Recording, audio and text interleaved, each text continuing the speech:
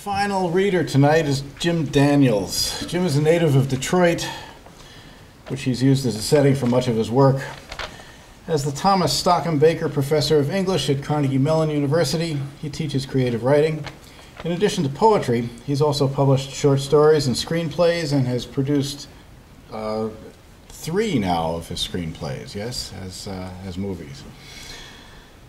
His book, Show and Tell, New and Selected Poems of 2003, collects a couple of decades of work, including his sardonic poem, The Tenured Guy, which should be required reading for anyone in academia. And you'll be interested to know that in his 12th collection of poetry, which is just now coming out, entitled Having a Little Talk with Capital P Poetry, he includes a whole section, about 20 pages of poems about the tenured guy, one of which I see begins with the phrase, "I once attended a meeting about an ampersand." It goes on from there. Jim is publishing this year again his 4th collection of short stories, Trigger Man. In addition in collaboration with photographer Charlie Brodsky and writer Jane McCafferty, he published From Milltown to Malltown last year, a portrayal of contemporary Homestead, Pennsylvania.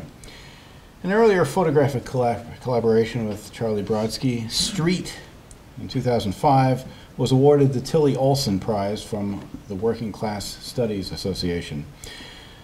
Jim's work has been included in dozens of periodicals, including Gettysburg Review, Paris Review, Iowa Review, Kenyon Review, Prairie Schooner, and most recently in the Patterson Literary Review. Jim's poems have been featured on Writer's Almanac and in American Life and Poetry. His poem, Factory Love, is imprinted on the roof of race car driver Alex Graybaugh's Mitsubishi. Jim Daniels. Thanks. It's a real honor to be part of this wonderful program with these posters and to be reading with these wonderful poets here tonight. Being last has certain advantages, and so while I was sitting there, I kept connecting to the fine work by these other poets, so I thought I would read poems. So in other words, I just changed my whole order and sequence, so we'll see how it goes. But poems that kind of are responding to things that I heard in their poems. So Tim read that poem. He mentioned people not knowing who the Temptations are, but he also mentioned James Brown in there. I assume you all know who James Brown is, just like we know who the Temptations are. So I have a series of poems in this book that are all music related. They're called Esperanto poems, and the idea is that I'm trying to capture in words what there is about music that can't be put into words. So you can see how that went. But anyway, this is called James Brown Esperanto, and the epigraph is "Please, please, please," which is the James Brown song. James Brown crying "please" 26 times in that song. Each time italics and boldface and underline and superscript and hieroglyphics and cave drawings and smoke signals.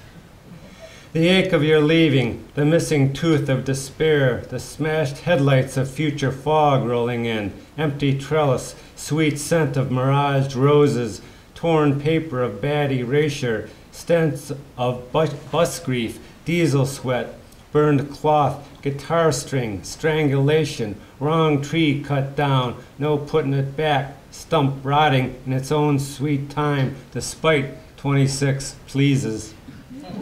Your face in the bus window crumbling. Out here, words on their knees.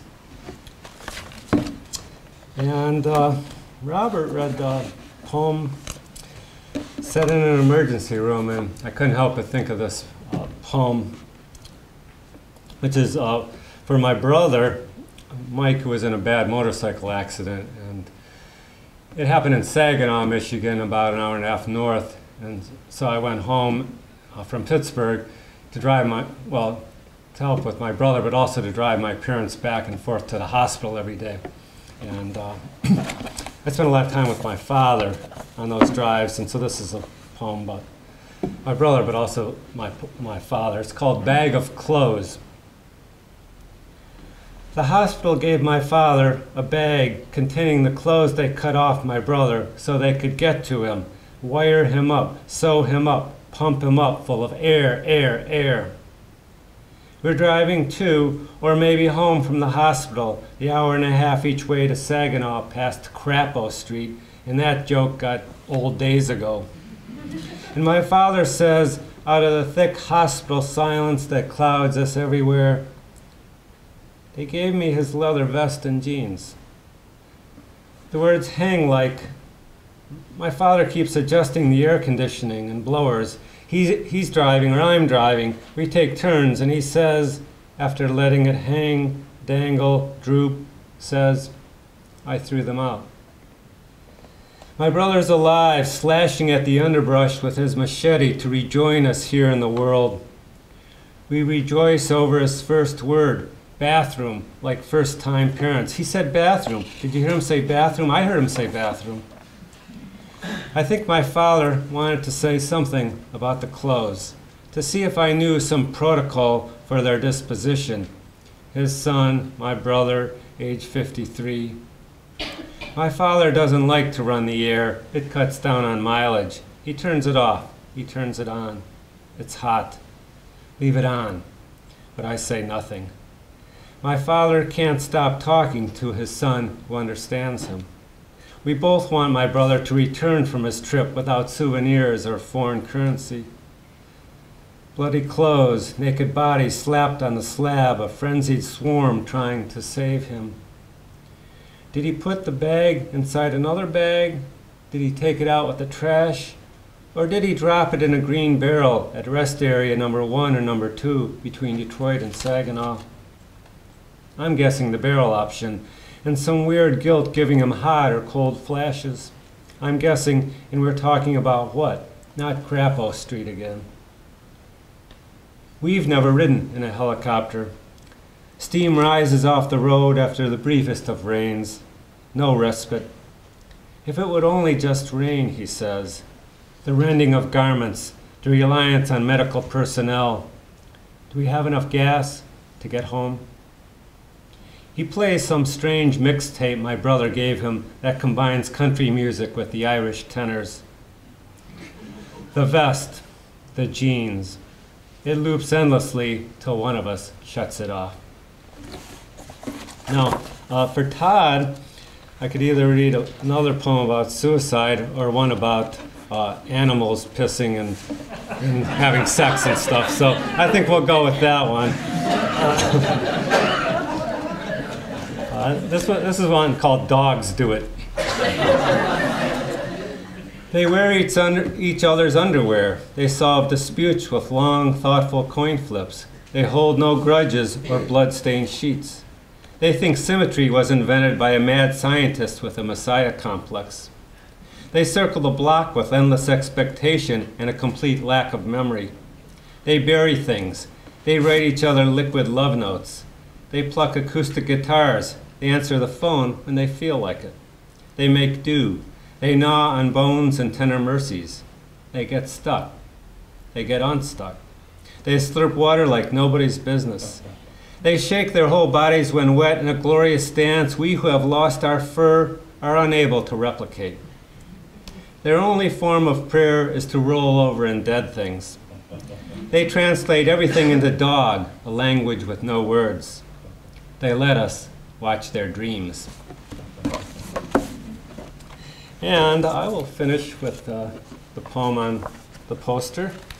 And again, thank you all on behalf of the poets for coming out here tonight. This is called My Beautiful Thing. It's for my son, who's now a teenager, but this is back further. Beautiful thing. My first child collects snail shells under a sun the color of the shirt before the blood, rinsing them like a priest washing his hands before the miracle. He raises each white shell for me to admire. I wash my face with his soft skin, the wetness and the glow.